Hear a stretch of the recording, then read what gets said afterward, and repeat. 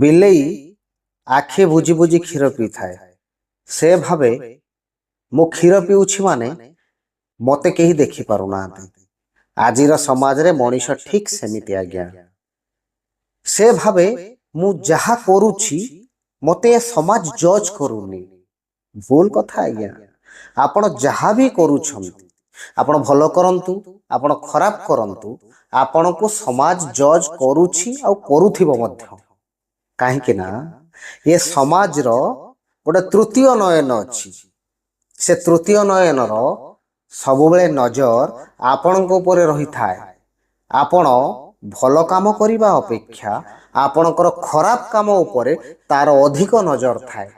ସେଇଥିପାଇଁ ଆପଣ ସବୁବେଳେ କ'ଣ କରୁଛନ୍ତି ନ କରୁଛନ୍ତି ସେଥିପ୍ରତି ଯତ୍ନବାନ ହେବା ଜରୁରୀ।